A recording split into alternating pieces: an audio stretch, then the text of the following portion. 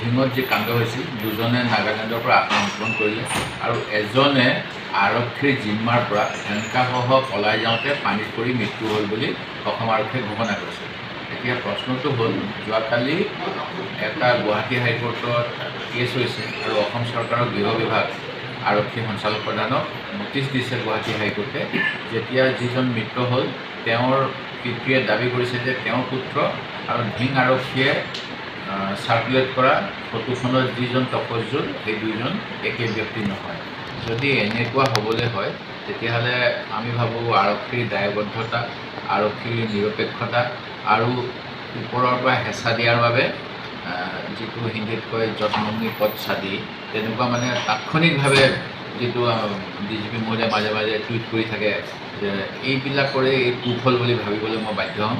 সেই গতিকে মই আশা কৰিম যে পষ্টমৰ্টেম ৰিপৰ্টত কি সন্দেহ প্ৰকাশ কৰা হৈছে, এতিয়ালৈকে পষ্টমৰ্টেমৰ ৰিপৰ্টটো ওলোৱা নাই। ইয়াৰ আগত জোনমণি ৰাভাৰ পষ্টমৰ্টেম সম্পৰ্কে গুৱাহাটী মেডিকেল কলেজৰ অৱসৰপ্ৰাপ্ত চিকিৎসকজনে কৈছিল যে এই পদ্ধতিটোৱে ভুল হৈছিল সেই সময়ত।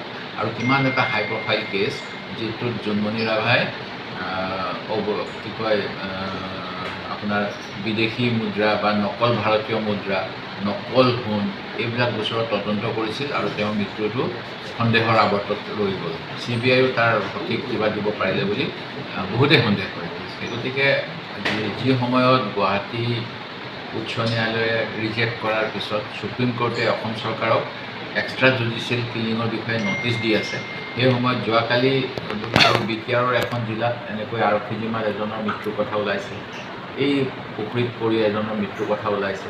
এইবিলাকে অসম আৰক্ষীৰ বিষয়ত আমাক সন্দেহৰ মানে উদগনি যোগাইছে। মই আশা কৰোঁ ভাল ধৰণেৰে তদন্ত হ'ব লাগে, দোষীয়ে শাস্তি পাব লাগে, কিন্তু যিটো এক্সট্ৰা জুডিচিয়েল কিলিং জাতীয় কামবিলাক কিন্তু অসম আৰক্ষীয়ে বন্ধ কৰিব লাগে।